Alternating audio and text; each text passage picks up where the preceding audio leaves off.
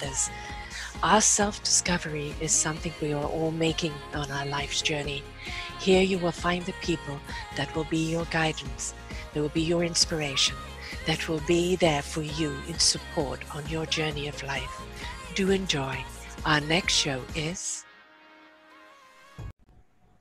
Good morning, good afternoon, and good evening, everybody. Welcome back to another edition of Raising Our Gifted Children and our Forgotten Children series, right here on selfdiscoverymedia.com. I'm your host, Sarah Troy, and my guests today are two wonderful women, Ma and daughter, Patti and Elizabeth Ashley. Patti is actually Elizabeth Ashley Herman. She is a school teacher and has a wonderful program for going back to school in these times. And Patti, please go back and listen to the show that she did with me. It is illuminating, it is invigorating, and it is something that you need to listen to right now. But today is about the challenges that parents are facing. It is uncertain times. Nobody knows really what's going on. Should you send your kid back to school? What's the alternative? If you're a working parent, can you cope with your kid being at home learning as well? What are the feelings behind these uncertain times?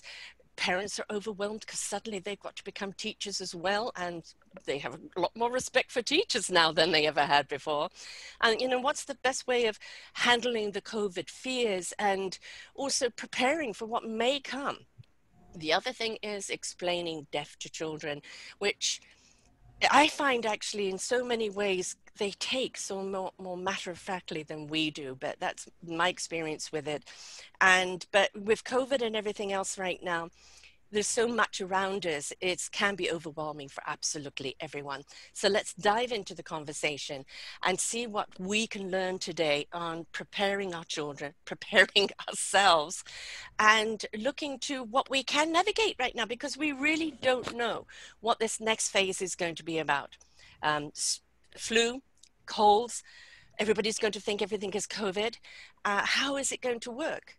And so let's find out if we can get some wonderful tips to apply and take some pressure off our shoulders. So welcome to the show, Patti and Elizabeth. Hi, Sarah. Thanks for having us. Great to have you back again, Patti, and wonderful to have your daughter Elizabeth on. Yeah, this is so Thank fun. you. Yeah.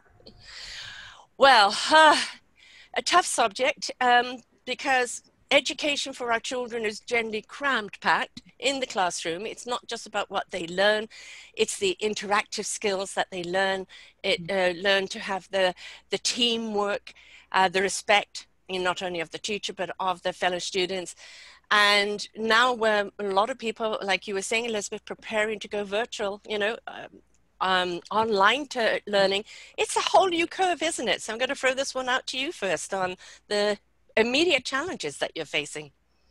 Great. So I'm a school psychologist. So I help support classroom teachers and parents during, what we might call regular times, with kind of handling like behaviors and school-based mental health and, all of those things. And I think now everything's heightened because we are under so much stress with everything and the unexpected and the unknowns and all of the confusion about what's safe. But what about, social skills? What about all of the important other things that they get out of being in school? And, a lot of concerns about students not going back and missing out on those things. And I think for parents, I'm one, I have a school-age child and a preschool-age child.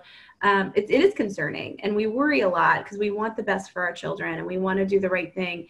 And it becomes almost to the point where we're making all of these really big, tough decisions that we've never had to make before. So it kind of creates this overwhelm and uncertainty, and it's really difficult. And I think that when we look at how we're choosing what's best for our family, that's really the bottom line, right? Like, it's going to look different for different people depending on what's the best fit for their family. Some people don't have a choice about going back to work, so they can't hunker down and homeschool like another family might be able to do.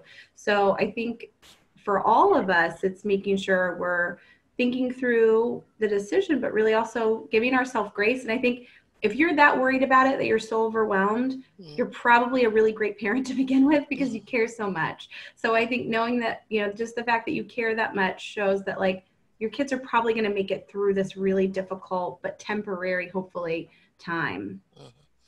Yeah, I mean, we're looking really at a couple of years before we're going to see ourselves out of the woods with this. But, and yes, it's very difficult to navigate. And of course, what we have today is social media and media constantly dropping bombs on us. You know, it's just negativity, negativity, negativity all the time. And nobody knows what tomorrow is going to bring because, you know, we're in uncertain times. So it's very, very hard for, I think, anybody at this time to kind of navigate. It literally is one day at a time, isn't it, Patti? Oh, absolutely. And I think you're saying it in that phrase, one day at a time, because it is uncertain. And I love what Elizabeth said about, if you're worried about your kids, you're probably doing a good job, because that's true, isn't it? It's we care so much, and that's how much anxiety we have. So how you rein that in into one day at a time and you do the best you can. I really believe we're all doing the best we can right now, because there's a lot of uncertainty and there's a lot of not knowing what to do other than one day at a time, one step at a time. Absolutely. You know, if we look into the past, you know, my parents went through wartime. There are certainly many, many countries in the world who have been war-torn. And when we look at that, you know, wartime is you didn't know when the next bomb was going to drop. You didn't know if there was going to be an infiltration. You just didn't know anything. And everybody always tried to the best of their ability to kind of make things normal. You know, I had a wonderful person on who was, she's Jewish, and she was in Singapore with her family and was arrested, you know, was captured by the Japanese in camp. And her mum was a brownies scout leader, and so she took all of the kids and kind of gave them things to do and kind of made them productive so they didn't feel like a prisoner. And it's the lemons out of, you know, lemonade out of lemons, isn't it? When you're in a situation, you've got to adjust to what you have in the moment, but how can you keep it upbeat even if there's turmoil going on inside of you? Hey, Elizabeth. Yeah, well, I think that a huge component of that, you know, being positive, you know, looking for good things, but also giving ourselves permission to sit in the difficult feelings when we need to, but being careful of not getting stuck in them. So I think we need to give ourselves and the children like the permission to know it's okay to feel bad about this. It's okay to grieve the loss of those activities that you thought you were going to be able to do in the fall and the new school year. You know, there's a lot of excitement around the new school year, getting to see friends. Which teacher will I have? You know, what will I be doing? And again, just like we had in the spring when we lost graduations and end of year celebrations, we're losing that, you know, that beginning of year, you know, new backpack smell, excitement. And so I think knowing that it's okay to be sad about that, and knowing that a lot of times behavior challenges that come up around that probably have a lot to do with processing those difficult feelings. And as parents and caregivers who are at home with our kids now a lot more than we have ever been, we need to make sure we're understanding that and not necessarily punishing emotions, right? We want to be, you know, kids need consequences and boundaries, but we want to make sure we're keeping in mind too, a lot of what's coming out is these big feelings that they don't know how to express. And it's just this, as this uncertainty bubbles out into maybe like, you know, inappropriate, you know, just behaviors you wouldn't normally see. And they can be frustrating. They can be triggering for us because we're really stressed out too. And we're like, I've done all these activities with you this week. I don't understand, you know, why you're acting this way. And it's just, we need to, you know, again, give them grace and give ourselves grace and take care of ourselves to know what we need to be able to show up for them and be that rock that can handle the hard emotions. That, you know, kind of reminds me of the movie Inside Out. And, you know, when that first came out, I was interviewing a lot of psychologists, etc. at the time. And I was telling them about this movie, and they came back and said, thank you. It is such a good movie, because we have emotions for a reason. They're an indication of where we're at. Happy, sad, mad, glad, whatever the case is. The thing is to acknowledge the emotion and deal with it. Don't get stuck in it. Right. And I think this is the dangers of right now, of getting stuck in a frustration emotion, stuck in, I feel out of, you know, no control. Or, there's a lot of emotions that people can get stuck in right now. They need to be aware of that and know how to handle it, because, you know, one thing we know for sure, our children will pick up our anxiety, our stress, like our animals will, and they play up. And it's not always them, it's what they're feeding off us. So we need to really manage our emotions a lot or find outlets for it so that we don't bring it into the center family. Hey, Patti? Yeah, well, paradox is the word that comes up for me. I always like to think about parenting as a paradox, and life is a paradox. Really, the pandemic is a paradox. We're talking, people are calling it the Corona coaster, and I may have talked about that in our last interview, where, we're up and we're down and we're up and Yep. we're down. And so we are going to have all kinds of feelings coming up. And I think back to your question earlier about lightening up on ourselves as parents. I can say it because I'm not raising young children right now. And that's why I really love having Elizabeth in these Yes. conversations, because she's in the trenches, right? I get to stand back as grandma from far away and watch and go, oh my gosh, how are you doing it? And also all the clients that I work with who are trying to figure out how to navigate this. So what I always say is, the good news is there is more time really to play with our kids. Yeah. I mean, I hate to say that, and Elizabeth's probably going, what? Do I need more time? But there is a slowing down, especially when we were in quarantine, a slowing down and being with our children in a different kind of way, which gives, and I said to the parents then in the spring when all this happened and they were worried, teachers didn't know how to online school. They had never done that before, and parents didn't know how to do it. And I said, get out the art supplies and paint, dance around the living room, play with your kids, because there's so much learning and also so much healing that goes on in the nervous system when we play. So even though we're stressed and times are uncertain and we don't know how we're going to navigate through all this, if we can breathe and rest and sit back, and children are our divine teachers is one of my favorite. Oh, yeah. Yes. Fail to see their vision, it is our light. When we fail to see their light, it is our vision that needs clearing. That was Margaret and Jordan Paul, and I say that all the time. And my children definitely taught me more than any of my 3 degrees, because they're so wise. They come into the world with this innocence and play. And so if parents can play a little bit more, I think it's hard for us as we grow up to, Brene Brown, researched how play actually is healing.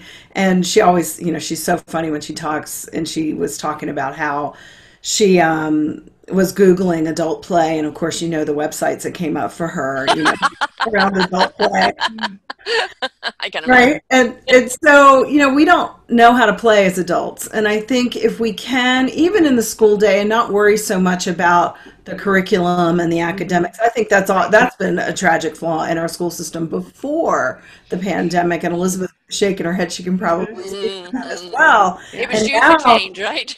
the pressure of how to do it this way. Yes. And to me, I think we learn, life is all about learning. Kids intrinsically want to learn. And if we provide them with learning opportunities, they're going to get what they need. I think we've got to shift the paradigm of the old system of, how we do school. Yeah, it's a good opportunity. Yeah, it is an excellent opportunity. And I just want to hit on the play, because play, as you said, is a wonderful teacher. It's also a wonderful releaser, and it's something you can do with your kids. I used to call it the silly Billy time. And we would put on loud music, like, the champions, we are the champions, and everybody would sing and dance. And it was a wonderful release of any frustration. And it was just a wonderful thing of everybody doing things together. So like if Ma and Pa are doing yoga or doing other exercise, include the kids. If the kids want to do a particular exercise and they're teaching the parents, do it. The whole thing is the interactiveness, isn't it? And to let the sillies out. Hey, Elizabeth? Right. Yeah. And I think we're so used to looking for that kind of that turnkey thing. Like we got to Google this program or have this thing on the iPad that we had the activities because we were so structured, right? We had we have music class on Monday nights and we have soccer on Tuesdays. And so when everything shut down, it was like, oh, what are we supposed to do with these kids all the time? They don't have any activities. And we forgot that they know what to do. Yes. We just need to follow their lead. And I think that's the problem that sometimes we get into is we forget that. And we feel like we have to structure it. We have to get the toy with all the bells and whistles that do everything for them. And then we forget, and then in turn teach our kids that they are incapable of entertaining themselves and being creative and coming up with things on their own, because they really are. They're so creative.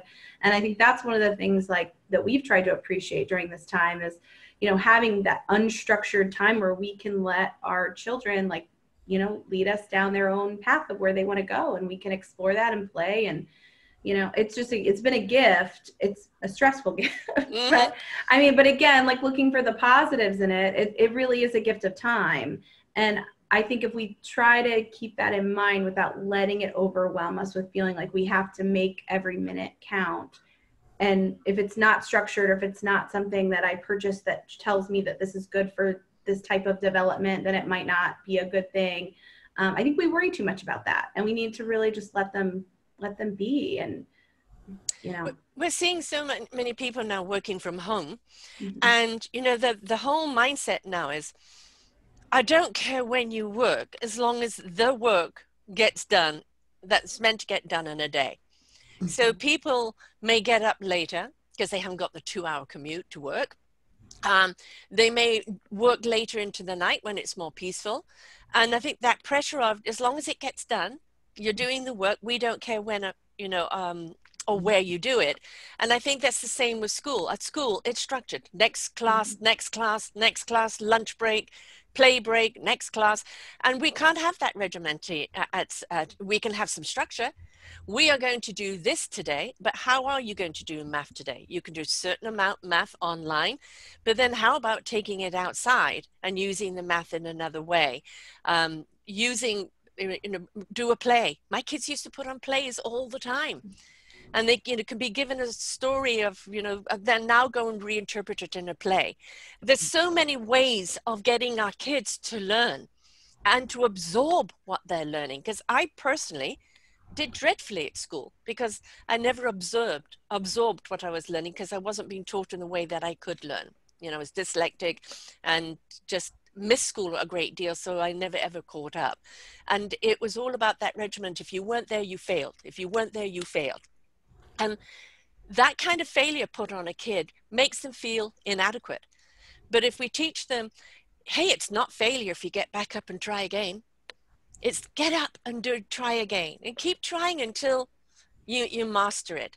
And if we encourage our kids to do that more, I think that is a wonderful technique for them to take through their entire lives. Patti? I agree. And what flashed in my mind was, when I was in kindergarten, Elizabeth, I don't know if I ever told you the story or not, but we had these picture books, and we were supposed to read the pictures with the teacher. And I was curious, and I wanted to know what was on the next page, and I had to stand in the corner because I turned the page in the picture book too soon. Oh my God. And I think that when I think about that, and I was only 5 years old, and we're so impressionable, especially under the age of 7. You know, what did I learn? It's not okay to be curious. It's not okay to think about, you know, and even my son Michael, in 2nd grade, got a bad note for thinking in class. I'm not kidding you. No, are you serious? They had levels, and the color levels went from, you know, the good level to the bad level to a white note, and he got white notes a lot. And he came home, and it said in the white note spot, thinking in class. And I said, Michael, I said, what were you thinking about? And he said, well, we were studying Native Americans, and we had our textbooks open, and I started wondering about, and he had this whole imagination around what it must have been like for the Native Americans. And so he wasn't paying attention to the teacher. He was in his imagination. Now, where's the space for that? Right. In school today? And I think that's what we're talking about when Elizabeth was saying earlier, be in relationship with your children, allow them to come to you, and how much learning takes place just being curious. Again, back to curiosity, and, you know, asking children questions about what they're thinking or doing or experiencing is learning. But we have, I think our educational system has a long way to go in terms of individualizing and allowing learning to happen intrinsically the way it does. Yeah, So, allowing, as you know, is one of my favorite words, because when we allow, we discover, and that's when our creativity comes out. And if everything is so regimented, you have to, instead of I wish you to discover, it's a totally different tone and a way a child is going to learn. And I personally see, when we do come out of the COVID, which I think we're going to have another year before we can be safe, next fall will be different. But I also think the whole school system will have changed by then. You may have people who've got into a lovely routine of, I'm going to teach my kids virtually or in school 1 or 2 days a week for the interaction, but not every week, as we're seeing some people elect not to go back to work, but to work from home, and some work part-time and some are going back full-time. There's such a lot that needs to change in education, that this is actually a wonderful platform in which to do that change, right, Elizabeth? Oh, absolutely. And I think one of the interesting things that I observed a little bit is sometimes when I leave things too open-ended, it's almost like my school-age child didn't know what to do. Like she didn't want to choose an activity because she's so used to it being chosen for her and told this, oh no, this is what we do now and this is what we do then. And so I feel like sometimes as parents, we almost need to model that for them now since they aren't used to it. And kind of like what you all were saying about being curious, like, oh, I'm really curious about this. What are you curious about today? Or like, we have all these books we could read. Do those make you think of anything we could go explore today? Or if we have this activity, or we have paints today, or, kinetic sand today, what do you think we should do? It's almost like you have to set it up for them at first before they can get comfortable. Really, I mean, now we've had a whole summer, so I feel like it's been kind of fun to see like kind of the things that they've been wanting to do. But yeah, just figuring out ways to structure it so that they feel comfortable making the choices and starting to kind of you have to rebuild their self-confidence to know that they can, permission to do. Absolutely. Allow, instead of, put your hand up and hope that somebody in the teacher will pay it, because there's always a teacher's pet, and hope that, you can, and also the shy ones that never put their hand up, never want to say anything. Maybe they get ridiculed at home. Maybe their confidence isn't there and they're not the ones to do it. What happens to those children who school is their safe haven and now they're at home? I mean, I know we need to see some systems put in place for them, but when a parent is inadequate or unable to help the child with the schooling online or help the child to play, I mean, these are the forgotten children.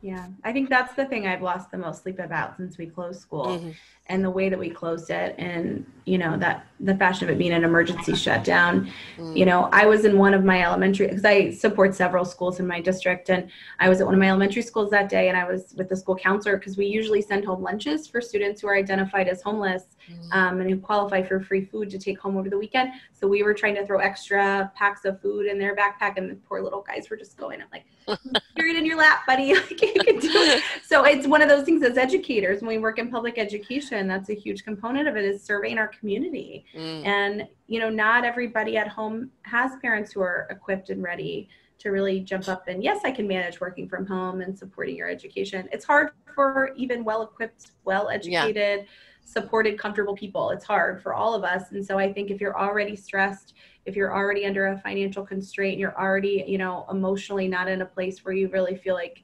you're able to do that, then those are the children that we worry about. And that's the reason I think those of us who work in education are really eager to see people kind of take the safety precautions seriously and bring our local numbers down so that we can provide that service to the students who really do need it. Yes, because we know that the not getting the attention at home for various reasons. And we also know that the people that have been working all the way through this are our cashiers, our grocery people, the truck drivers, the people that have been the people that are looked upon lowly, have become our heroes because they've worked all the way through this, providing for us. And they cannot afford not to work. And so, how many kids are at home alone all day, just in front of the TV, if they have a computer, in front of that, left to their own device. And it's so sad to see that, isn't it? How are we targeting those kids to help them? Right. And I think that's really, this situation has highlighted a lot of like how significantly we've relied on public schools to really be that support system for those children.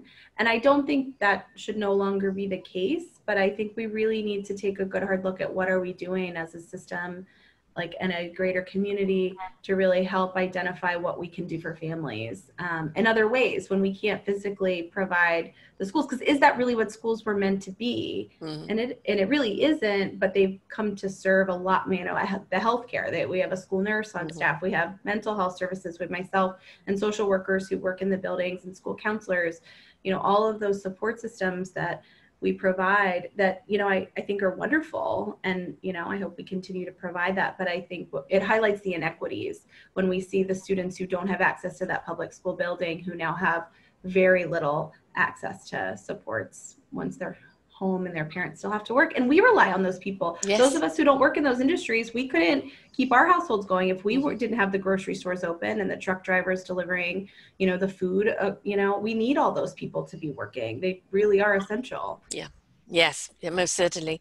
It does take a village to raise a child. And I think that, what has happened maybe over the last 20, 30 years, it's been less of the village, less of the community, and more emphasis either on the school system or after school system, because, now both parents are working, which is more and more common than it used to be.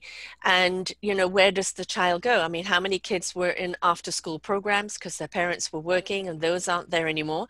And this is when our community needs to step up, isn't it? When our community needs to look at, Joyce is at the grocery store, Dad is driving the truck, the kids are alone all day. Let us make sure we're getting food over there, or some activities, or doing something, or having them over, and restricting the amount of kids they play with, so they're in that bubble, the safe bubble. But that's where, as a community, we need to step up and provide for those kids, and just say, oh, it's so sad. Instead of so sad, do something about it. Patti? Yeah, I agree with Elizabeth. It's probably what keeps me up at night too, is learning about the children who don't have resources in the home, and parents who don't have the resources and understand, how to manage all this. And I think about it a lot. I think, well, what could I do? And it's interesting, the domino effect of all this. It's I think, well, I should bring people together, but people can't get together. Oh, we should do Zoom. Oh, but they don't have computers, and people are tired of being on their computer. So how do we really, as a community, support each other? I mean, that's the key question. I don't have the answer. I think in my field, the good news is, the stigma of mental health is hopefully being affected in some way, and that we're realizing that mental health services are so important because of the increase of depression, anxiety, and suicide and addiction right now. I mean, the rates have skyrocketed off the charts. And so we need mental health people. And yet we're also, as mental health people, me and my colleagues are saying, all we can do is witness people going through this right now, because there's no solution. So I don't know what the answer is. I see the complexity of the social emotional impact on many levels. So, and we can see it through, history, that anytime there is a challenge, that a country, and this is the first time we've seen global pandemic where everybody's gone through it at the same time. And this is really when we need to step up for one another. We have, I think, for the last 30, 40 years, where, in my time being brought up, yes, we had a nanny, and her husband was the gardener. It was, they didn't live on, they just came in now and again. There was help and support for mum, but the community was there. Everybody helped one another. When I was raising my children, I had a big house and always a spare room. So any kid that was in trouble knew that they could come to me, and parents would know that. So it's, who are you in this community and how can you help? And we may not want to get close because we don't know, but there's so many other things we can do. And I think that's the question that we're looking at right now. There's a whole lot of question marks. What do we do about the kids going back to school without the computers? What do we do about the kids going back to school that may not be very well protected at home? How are we going to support the parents of the kids at, at home, or the parents that are having to send their kids back to school because they're working. We've got so many question marks right now, and there are very important questions that we have to ask, because it's going to affect the whole education for the future, but it's also going to affect society. It's a time of coming together in any way that we can. And if you can't Zoom somebody, then pick up the phone. Most people have phones, right? Reach out, text them. That seems to be the new medium. Text them. Let them know that you care and that you're there for them. What can you do for them? And if you can do something, if not, maybe you know somebody else who can. But don't you think this is a time for everyone coming together with ideas and putting them in the pot and to see how we can use them and who we can use them on? Elizabeth? Oh, absolutely. I mean, I think, again, this is a really good chance for us to not only take a closer look at how are we redefining school as it looks, and really getting more creative with that and really making it fit, this new learner, these students who are growing up in a completely different situation with regard to technology and access, and really use it in a meaningful way, but also, empower them to be creative learners. And then how as a society can we really make sure we're considering the needs of all students? And I think that's, there's lots of diverse learners. We have all kinds of students with different types of disabilities, and then we also have students from all different types of backgrounds. And so we really need to think about that and think about how, because we've always sort of done a one-size-fit-all education model, and, for the middle class family, and that isn't necessarily working. And I think for us, locally here, I kind of appreciate the fact that they gave parents an option once we have these metrics that determine when it's safe, and then students will return to in-person learning then, and then again with the CDC guidelines in place. But parents had the option to opt out and stay at home and continue with virtual learning for the first semester. And I think those parents who have the means to keep their kid home because they don't have to be at work, they can facilitate that for an entire semester of the school year. I appreciate that they did that, because then that frees up classroom space to allow for those safety measures to be for the students who really do need to be going back to school. And I think that helps us do that. So I think things like that, like thinking creatively about how we can really let the students who need to be physically in a school building access it as soon as possible. And then the students who maybe are going to be okay at home and can go a little longer at home and be virtual and just fine, figure out a way to do that. But it's difficult because, nobody wants to feel like their child isn't getting, access to the same thing as everyone else. But like you were saying, I think we need to think about the bigger picture of what we're doing for our community and what we can really do. And really, but that's tough, because right now we're really in a place that we're really split between people who think, well, what about me versus, well, what about all of us? Yeah. And, there's, in your community, you can decide which households are all going to interact with each other. And everybody can get tested to know that they're on the same playing field, and then stick together as a group. And then you've got each other's back, you can support each other, and you could even rotate kids. I'll have your kids today and we'll do a classroom. You can have my kids tomorrow, giving the parents a break even to do their own work. So it's kind of getting innovative, isn't it? Let's forget about the structure of the way school has been. Let's forget about society and the structure and the way it's been. This is a whole new canvas that we're painting here. And whatever we do paint here is going to change the entire structure in the future.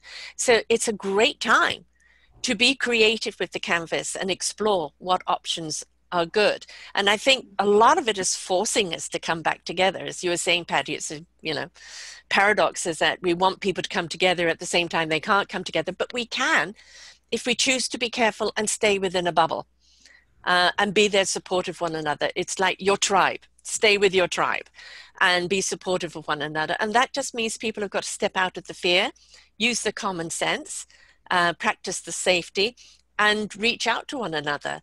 But so many people are being paralyzed by fear or conspiracy or anything else that's going on, because there's so much going on right now. The bombardment of news is just, people are la, I can't hear anymore.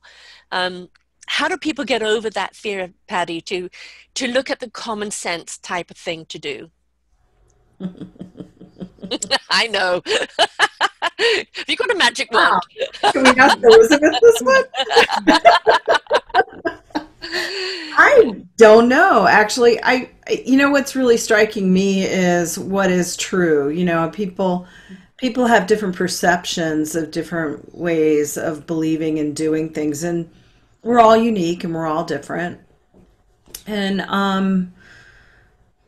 so there is a lot of fear going around and a lot of perceptions, older perceptions that I think need a new paradigm and they need a new perspective. And yet we've now haven't really we're creatures of habit. We do what's familiar. And I always talk about the word familiar. If you break it down, it comes into family liar.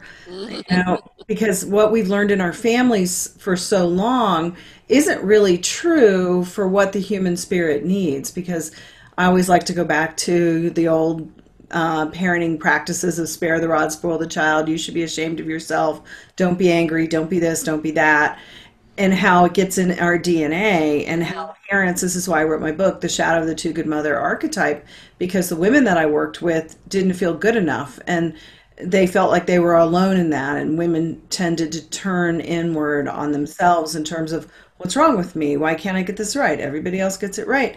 And what I realized in my research is that we're carrying this DNA of this old parenting pedagogy, poisonous pedagogy, as Alice Miller calls it, because it really is poisonous to the human spirit. Parents were taught to break the spirit of the child before they're old enough to remember, literally. Yes. These old Criminal.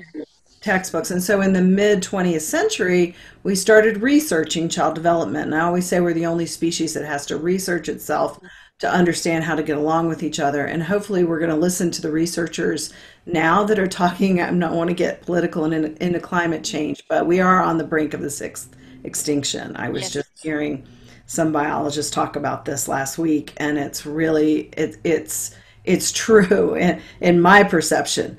But we have to broaden perception and help people understand that there's more than what these old school beliefs were telling us. And that's what we're talking about today when we talk about how to educate in a different way, how to create a new paradigm, how to do relationships different, how to be curious with our children instead of putting them in the corner, you know, Right.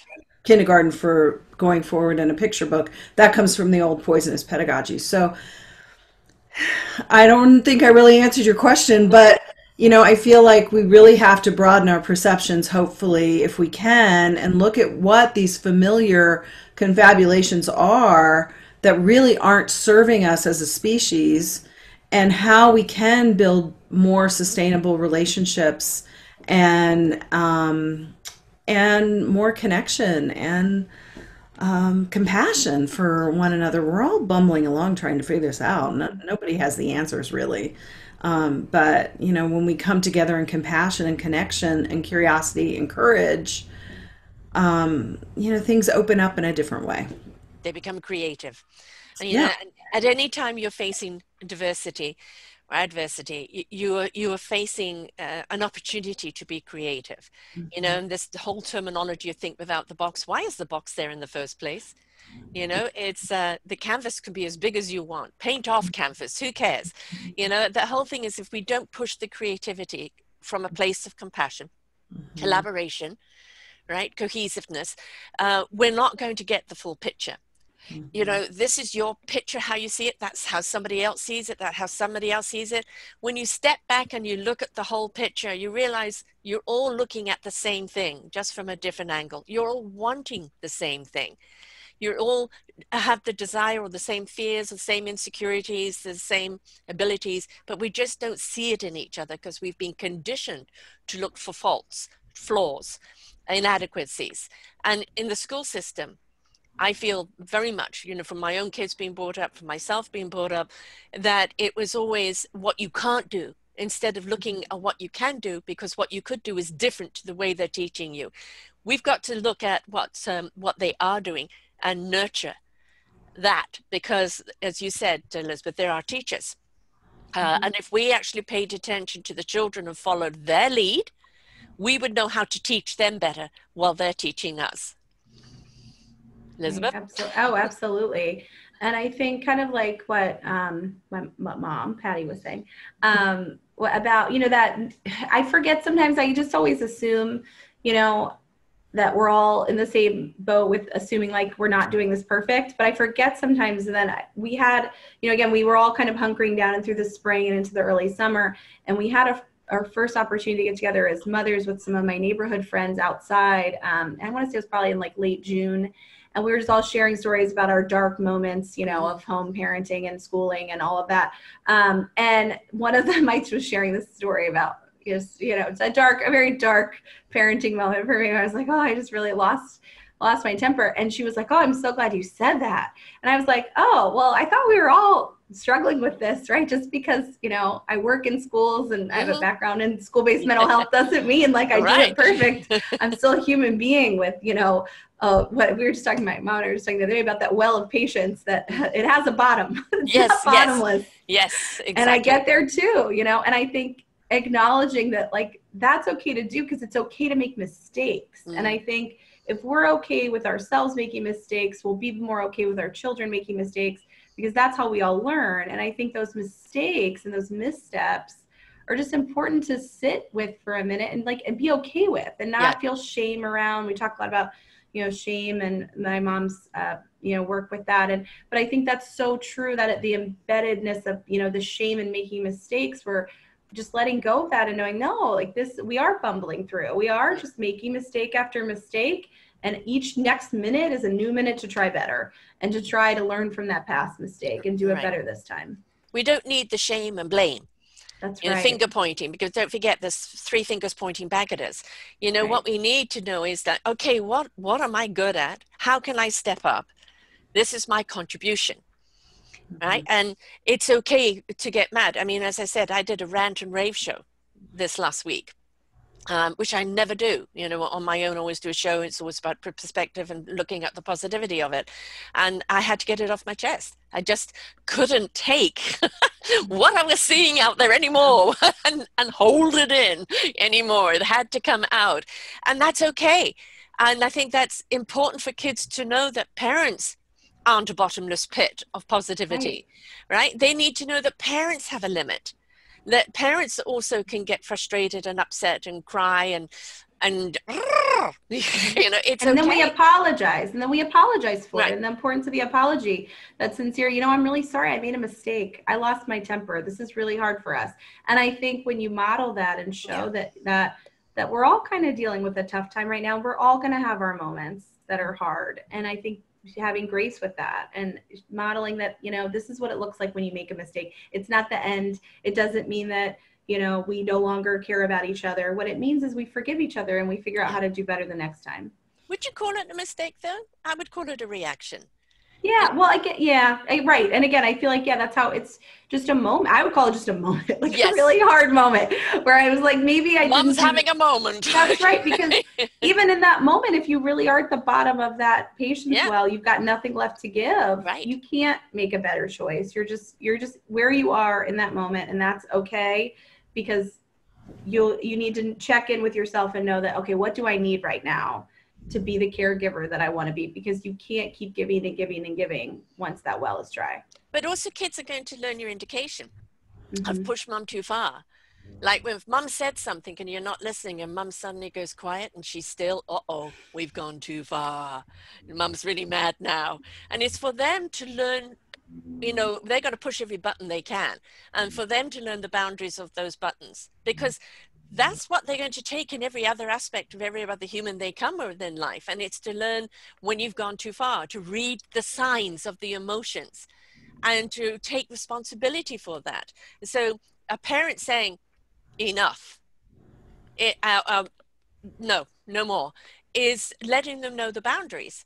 And if we don't show emotion, how are they going to know what, their emotions need to be, or when to rein them in, or when, to take ownership of them. We are the example. And so I think that for them to see that we can also be upset and frustrated, instead of hiding it and the British stiff upper lip, it's no, I'm just as frustrated as you are. We're in this together. Let's do this together. Patti? I knew she was going to say that. It's my turn. Well, what comes to mind when you're talking is Bruno Bedelheim, who was a child psychiatrist, and he said that parents today have double duty because they're relearning some of these old they have to recognize how these old parenting practices influenced their neurobiology. At the same time, they're helping their children regulate. And he talks about the word discipline, which a lot of people think is a dirty word because they think of the old punitive punishment. But the word discipline actually comes from the word disciple, which means to teach or to train. So what Bedelheim says is where parents are really disciplining themselves and their kiddos at the same time. And I think parents really have to realize that. And I think that Elizabeth talks a lot about that in her own experience of realizing she's learning as she goes, and we're all learning as we go, and we have to have, I love that she uses the word grace. You know, what does the word grace mean? It's like sometimes it's bigger than we humans can even fathom, and we have to kind of ride the wave of grace through it all, and forgiveness and repair, you know, and being able to be real with our children, because a lot of times parents want to put on this facade that they've got it all figured out, and kids want to see that they're real. It helps them when they're having a meltdown understand that mom can have a meltdown too, and then we can all repair it and we move on. And that's, you know, that's how we humans do it here. And when we try and cover it up, I just watched Elizabeth, the movie Bad Moms Christmas this weekend. I hadn't seen it before. I had seen the movie Bad Moms, and, you know, I took it with a grain of salt because, you know, they made some points about moms not feeling good enough, and the way that talk about the shame and the judgment. That's how my work evolved into just shame as a general concept, because it's really mothers they're brutal with one another. The amount of judgment, you know, shame and blame, yes, pointing the finger at other mothers, like, did you see what she did?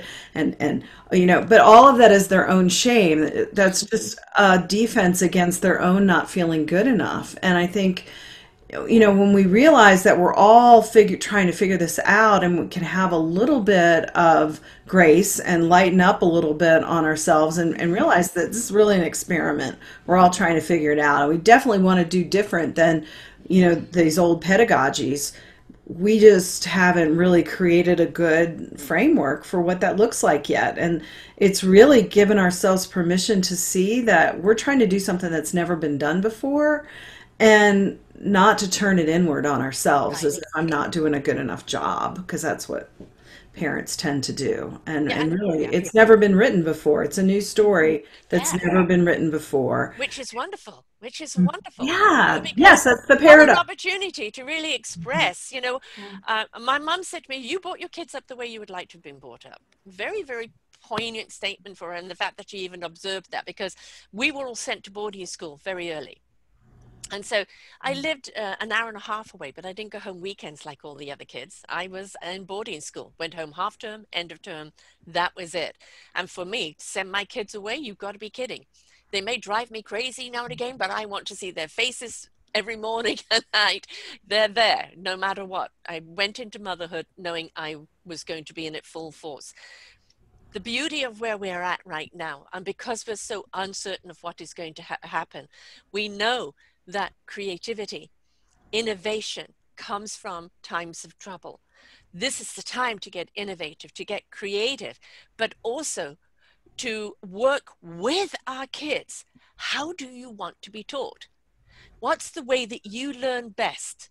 And to adapt and adopt what they need, instead of imposing upon them a structure that we know restricts their creativity, restricts their ability to feel confident about themselves, to speak out, to have a voice. And we know what the results are of that. People who are just basically constantly living either under some form of control or fear. So to work with our kids right now and to acknowledge, they learned a really good lesson in that play activity. They learned a really good lesson when I asked them what they thought about that situation, or how did they hear the story. If we actually listen to our children and allow our children to guide us, we could create a curriculum that would benefit our children and our future society so much more. Am I daydreaming, Elizabeth? Is it possible? I know, I think so. And I think that, I actually had a friend and neighbor whose son was in my daughter's class last year. And, when we went online, our district did provide computers to every student, which was really great. So they did have access to that. And they tried to continue it, as best they could in an emergency. But what she decided is that, the computer screen was not a good fit for her son. And it was too overstimulating for him. She just couldn't do it again and commit to that for the start of this year. So she decided just to buckle down and homeschool 100%.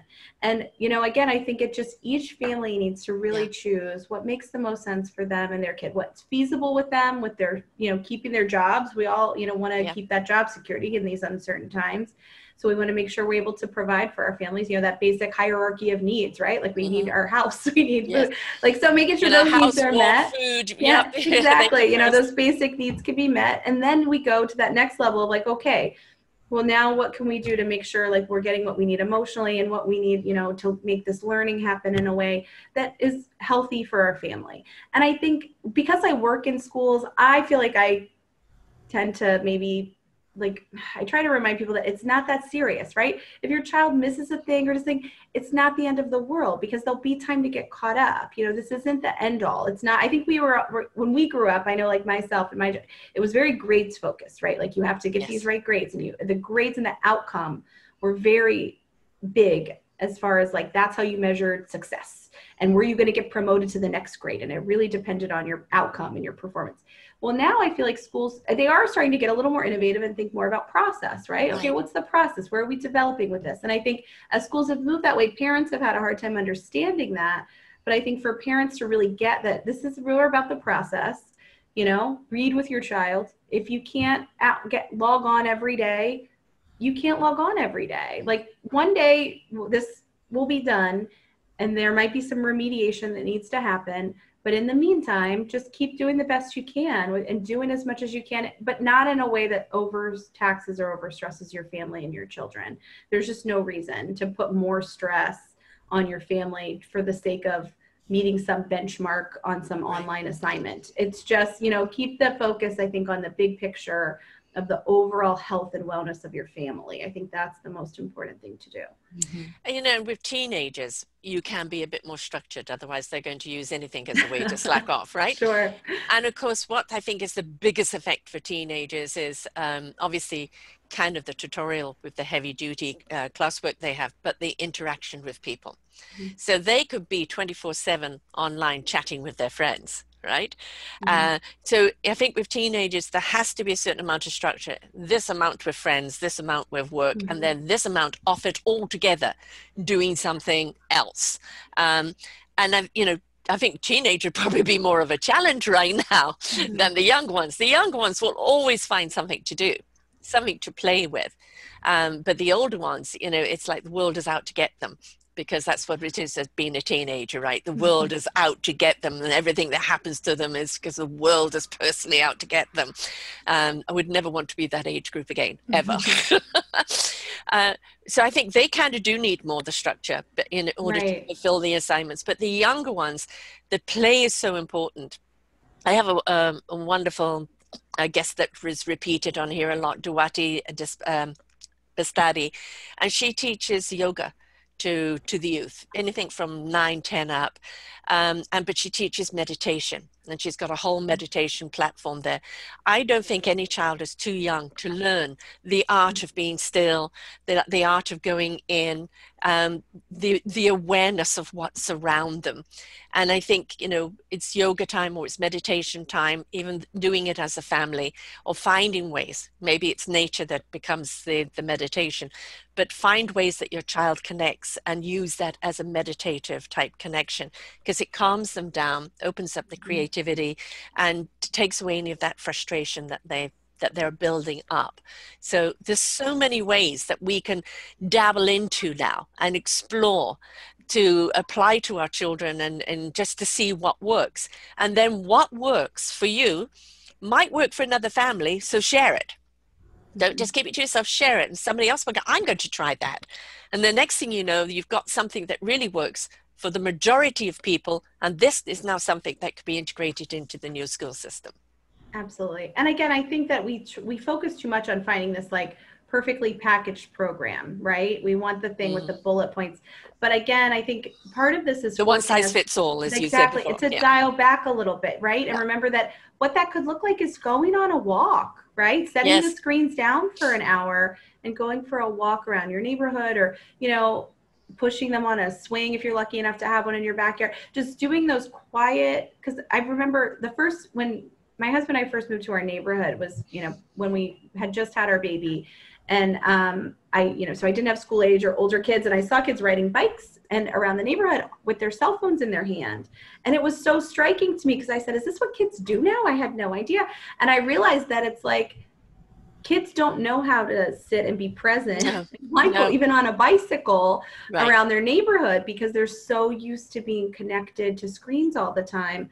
So again, I think as parents, again, setting that structure and those boundaries, like you were talking about, in place for screens. Like if we're going to be doing virtual school, then that counts as screen time. You know, that's part of our screen time overall. That affects our brain. That affects our brain chemistry. So we need to remember that, and we need to put some limits on that, and really make sure we're creating space for, whether it's a, you know, really structured meditation, or whether it's just quiet, mindful, meditative movement that we do, you know, to really help us kind of, again, check in with our bodies and our minds, so we can have that calm time. It's just the power of that, of intentionally building that into your day, is so huge.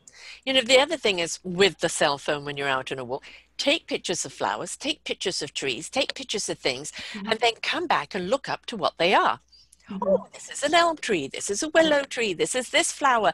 Well, what is it? Does it have any benefits? Oh, yes, look, it's healing this and it's doing that. All of a sudden, it's become an education, and they don't even know it. Oh, yeah. Well, I think that happens all the time, right? Kids are just naturally curious. I think, again, going on walks around our neighborhood, I feel like is one, or even bike rides, like, has been one of the best things. We come up with questions. We come, oh, I wonder about that and that waterway, and what's that kind of tree, and we saw this bird that was this color. I wonder what that is. And so then you have things to kind of look up and explore when you get home. Yeah. Yeah, there's so many things we can do. You know, as Patti said, she's glad she doesn't have kids in school right now. But, you know, whether it's the school system or whether it's society in general, we are in, you know, as my phrase constantly being given is, the universe is here to shake us up, to wake us up, for us to step up and change it up. And as you were saying, Patti, we've got to do something fast, because unless we change, the Mother Earth will press delete next time, not just a pandemic, a delete button. We have raped the resources from this planet, and we've become so entitled and so opulent and so inconsiderate and selfish. And really, those are the things that we really need to address as a society, because when things happen, people come together. And, you know, as you said, the paradox is we're saying to people, well, you can't come together right now. Find a different way. Find a different way to come together, to collectively look for the solutions. This is the time for us to step up, isn't it? It's not the time, well, I'm going to wait and see what everybody else does. Be a part of the equation, step up, because we are part of the solution. I want to ask Elizabeth if I'm going to put you on the spot here. Because I saw mothers do. I think of her as my contemporary expert. So a friend of mine posted on Facebook this morning that her, I think, 8-year-old, there were some sexual predators on it. And it was a site for kids, you know. So how can parents screen?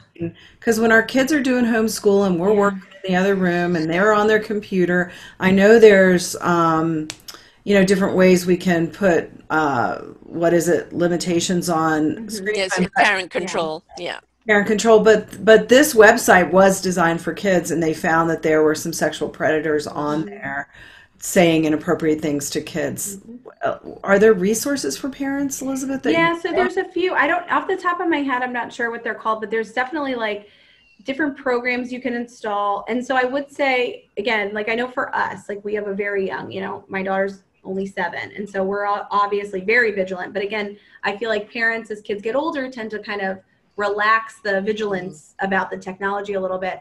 And I've had to have really tough conversations with parents over the years of students I've worked with who have been on some very inappropriate sites and apps on their devices that parents thought were just for playing games and videos and, you know, silly stuff. But there's some really serious adult stuff going on. And parents, if you don't know what an app is, you wouldn't know. It looks like it's meant for children. And then some are meant for children and people infiltrate it anyway. And so I think really making sure if your child has some kind of laptop, computer device that they're using for school, that they're using the school platform to enter it. They're not just going straight from the search engine. They're going actually through the platform the school provides. So most of the time there's some type of thing, and there's tons of different programs kids in schools use. And because that puts the firewalls up, because the thing is, you're at your home Wi-Fi, and your home Wi-Fi is open to anything. When you're in school, there's so many firewalls. In a school building, that Wi-Fi is like really meant to, it still doesn't keep out everything, but it's a lot more secure than us at home where it's just like anything you want. So I think we really need to be looking over their shoulder, seeing what programs they're using, making sure they're the ones that the teachers are telling them to be on, and making sure they're not different, because there's lots of gaming sites, like Roblox is a really popular one. That was it. Roblox. I'm not a fan of. I don't know that much about that business, but I personally, as a parent, am not a fan of Roblox. I won't let my child use it because it allows you to interact with anybody on the internet at any time, and they can talk to you and message you and chat you on there. And if you're not supervising, you don't know what they're saying to your child. They could be saying all kinds of things and telling them, asking them personal questions. And that's, to me, is scary as a parent. And again, it is meant for kids, but there's nothing to restrict you as an adult to get on there. So I think vigilance, watching, if you have a child with a cell phone, everything that's on that cell phone, you should be able to see either on your own phone, whether it's mirrored, or, you know, you should, I feel like if you're paying for that device, you should be able to check it every day. There's no excuse or reason for you. Again, we want to give them privacy as they grow up, but I feel like certain types of technology is not the place for that, because there's just way too many opportunities. And so just scary stuff out there. I think Bark, I feel like I've heard, that's a company, I think, that provides some types of, you know, protections, whereas if parents want to monitor their children's social media platforms, that's one I've heard of. There's a lot of different things, but I would definitely be in contact with the school and what the school's using and not go outside of that. I would stay within what the school's recommended for instructional games and activities. And then if your kid is on something that's an open-ended platform like that, I would just be I would only let them play with it while you're supervising. I think the other thing is educating your kids. My kids from the age of 3 did the sex education of, this is my body, nobody's allowed to touch it if you don't want it, and you go and tell mommy or daddy or somebody you trust. And my kids, right, you know, when they did that, I'm bathing myself now, you know, and it's, and I think, you know, warning signs, it's sad that we have to do it, but I think it's like, if somebody starts asking you these questions, you don't answer them. You come and tell me, but this is the things that we don't say online. Right? You know, what's your address? What's your full name? What's your this and that? We don't give that online. And if they know, they'll go, okay. You know, they're not too worried about it like we are. But at the same time, mommy, somebody's asking my name. All right? And immediately you can jump on and address it. So I think it's okay to have that conversation with our children. And, you know, we're always like, oh, but I'm taking their innocence away. No, you're protecting that innocence. Yeah, I agree. 100%. There's just, especially again, when we're talking right now in this current situation where there's so much technology that's required of them. It's not an option anymore. They have to access technology to access school right now. And so I think that type of like hands-on approach is really important. And again, if you can't be hands-on, then you need to, I would shut it all down and only have the platforms through the school site. Right. But going back to that other question, Patti, about this whole change that we're going through right now and navigating, we know there are some people clinging on to the past like crazy. I want things to go back to normal. We know nothing is ever going to go back to that normal. The whole reason for this whole crisis is that normal as we knew it has to change. Through what you're seeing right now, you know, we're really seeing division, especially in the States, of, you know, holding on to the old and people embracing the new. And there's so much emotion really bubbling up right now. You know, what can we do in order to embrace this change where we feel that we're empowered to do? Well, I think it goes back to what you said earlier, one day at a time. And the Serenity Prayer, I always refer to that. God, give me the serenity to accept the things I can't change, the courage to change the things I can, and the wisdom to know the difference. And that's the, Alcoholics Anonymous prayer. But it really speaks to the time we're living in. There's some things we can change and some things we can't. And, how do we know the difference? And again, I think if we go back to that curiosity, compassion, connection, courage, and really allow ourselves to broaden our perceptions a little bit and learn more about human relationships and what children need, then we're doing the best we can. What we need, I think, I think before we can be something for our children, we need to know what we need. To find that equilibrium, to find any form of sense within ourselves, because whatever is going on inside of us is going to reflect back on our children. So, we really do need to take the time to kind of navigate our own feelings, our own thoughts, our own selves, and place that importance upon our own selves as well, because the more calm and ease and positive you are about what is to come, more your children will be at ease. So we really do need to work on ourselves first, don't we? Absolutely. Self-care is really important. Elizabeth and I have a course that we put together called Moms in Real Life. It's an online course you can do at your own pace. And we talk a lot about self-care and ways to find those moments, because they're just going to be little moments in between the chaos of trying to do it all at home right now and juggle everything.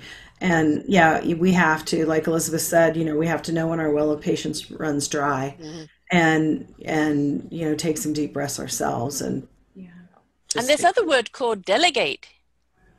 Yeah. Right, maybe there's some aunts and uncles out there that can take a class. Do a class, not just all on mums or all on dads.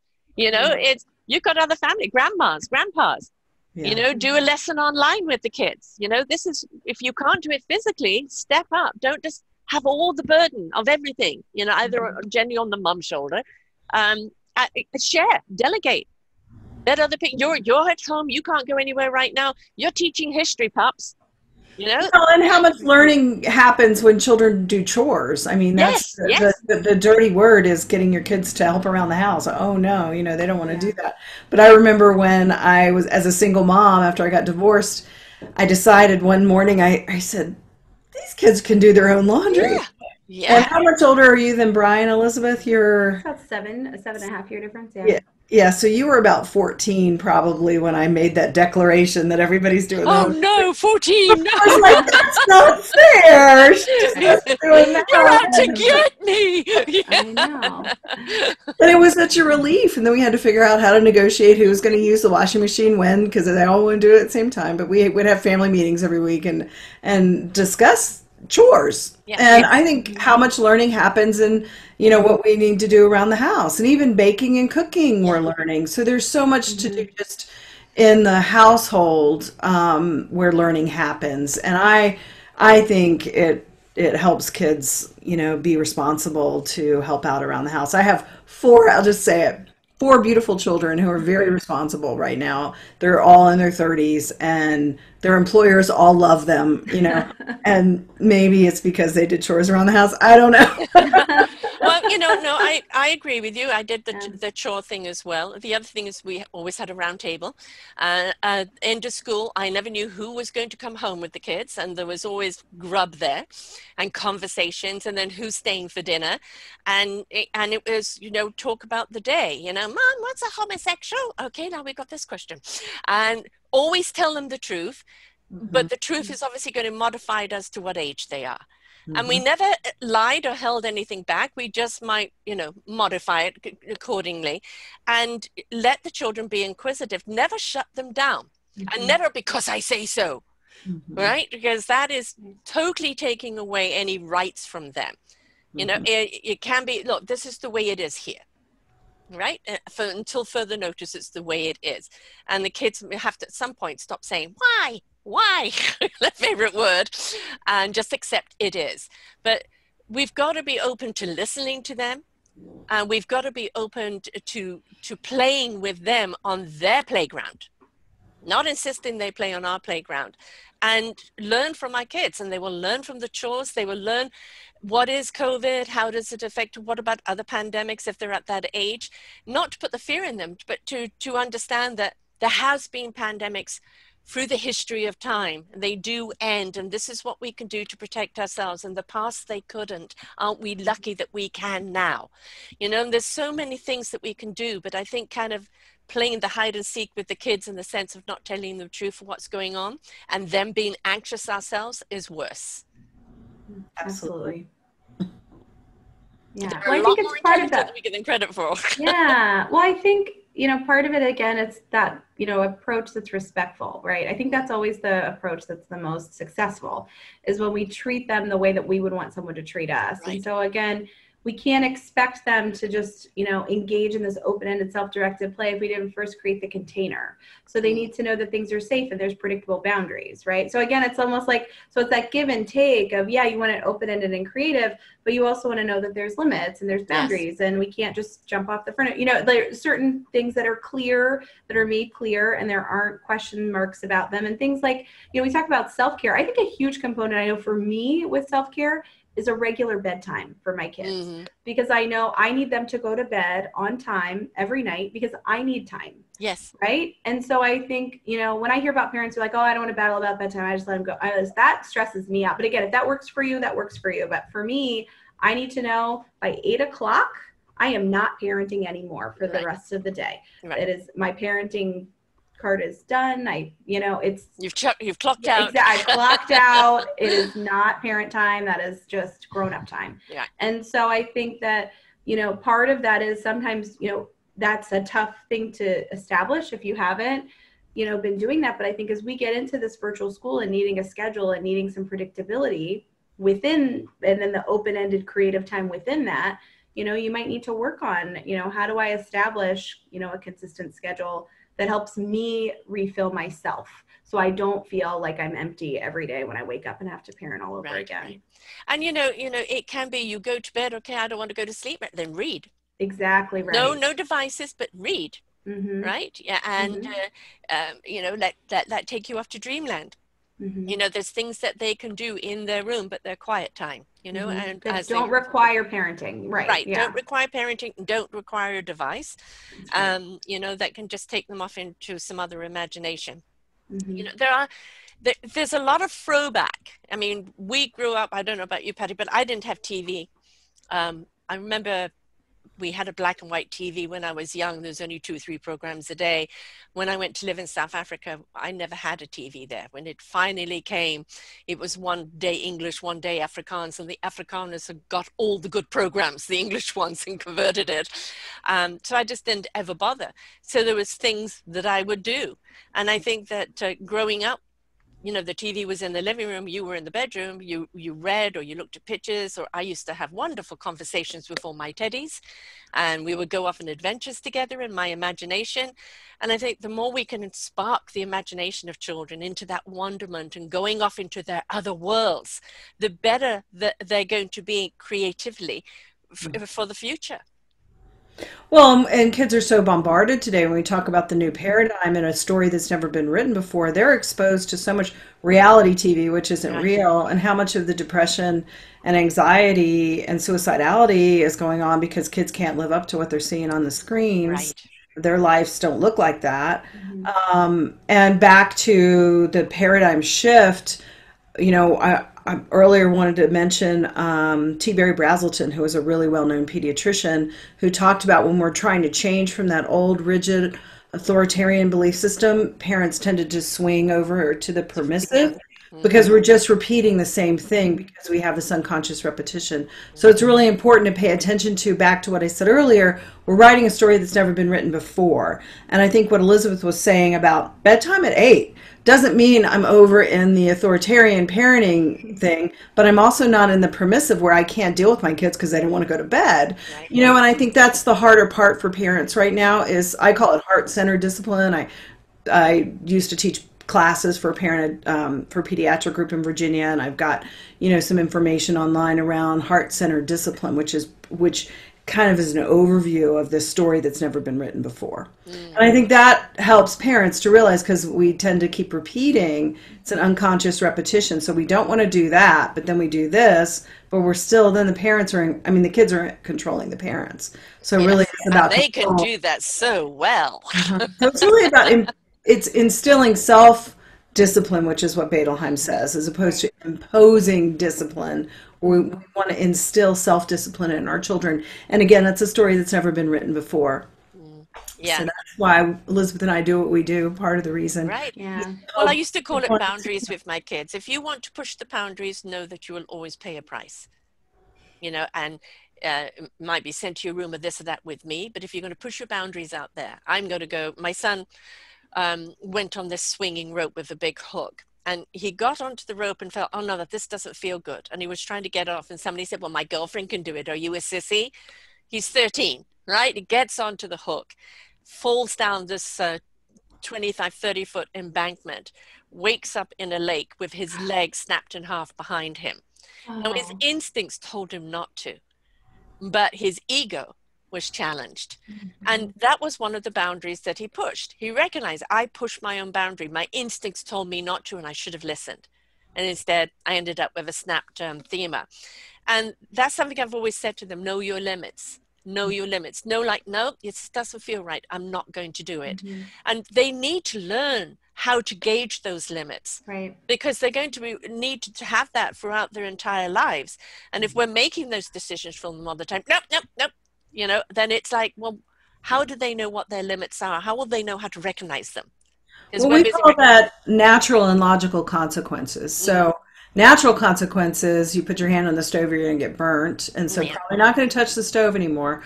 So when we think about what's a logical consequence for a particular behavior, and teaching kids to understand that when we do these sorts of things, this is what could happen. So to make it congruent is really important. How can it be more congruent? Yeah.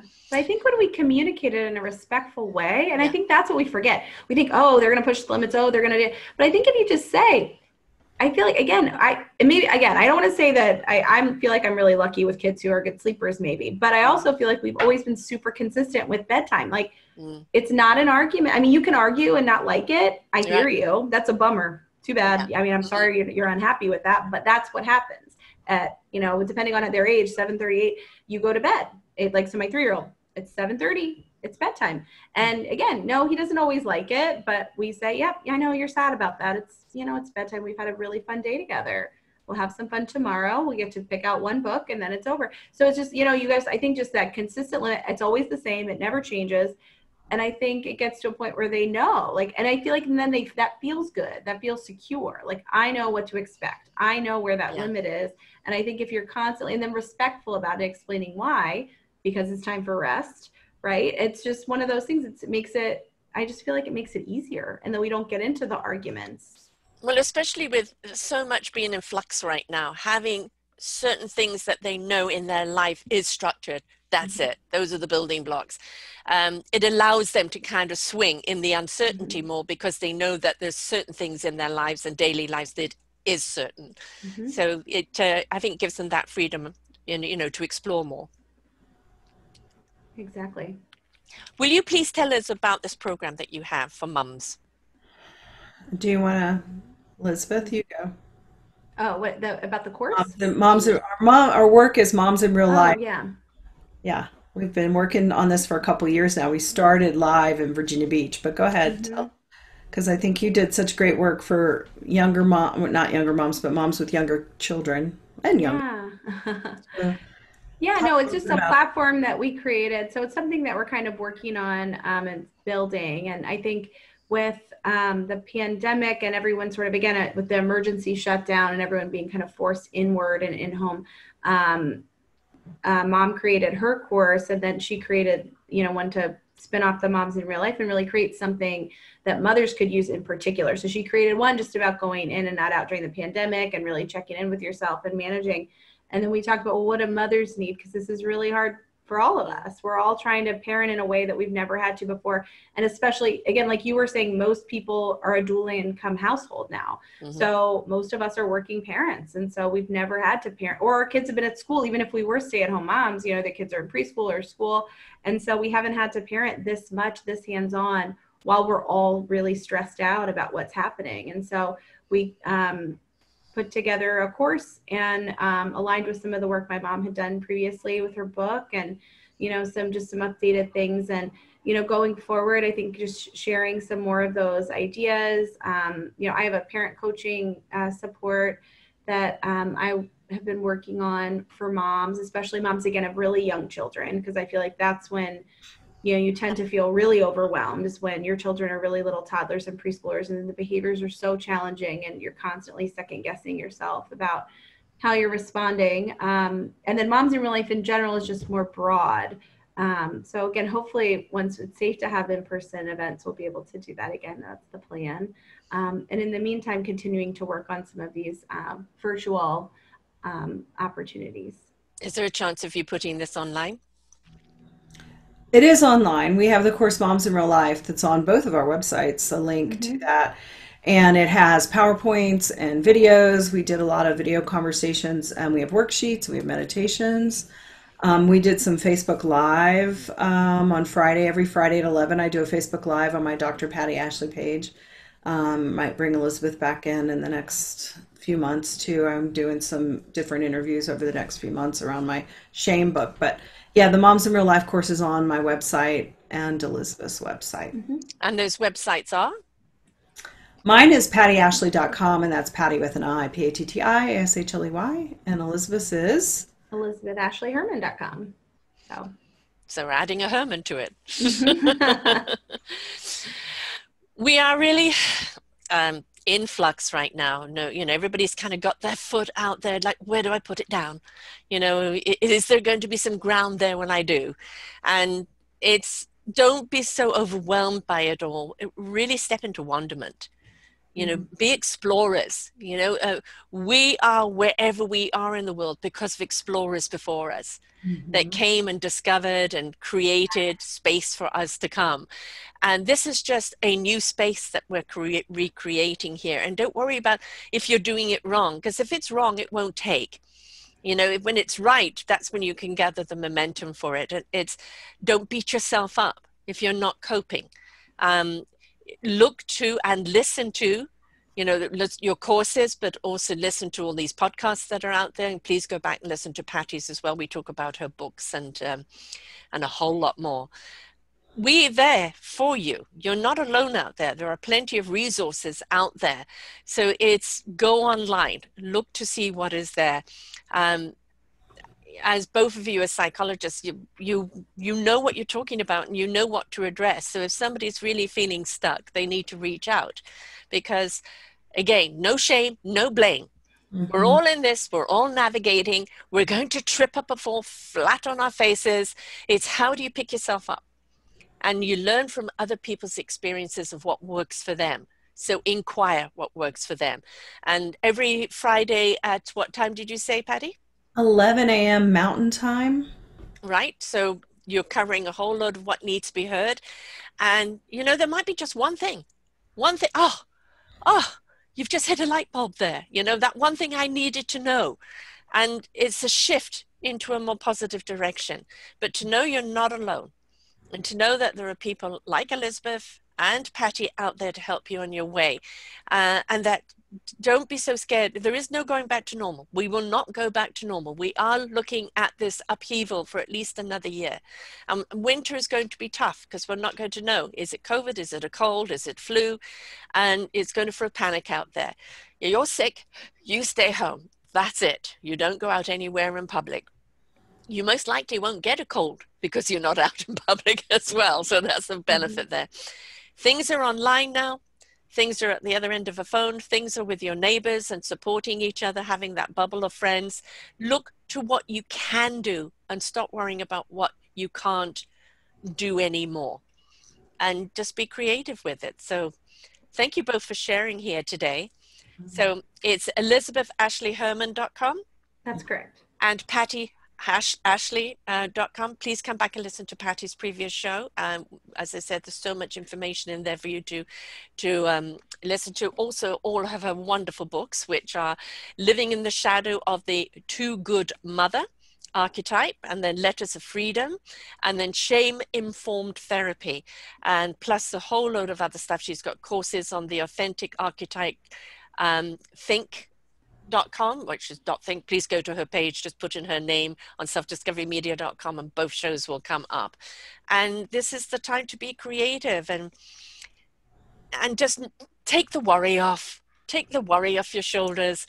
You know, everybody's in this. There is no perfect way right now. There is no, you've got to do this. It's just navigate each and every day, but listen and learn from other people that are doing things so that it might help you apply to what you're doing. And our children are going to navigate us through this right now. Listen to them.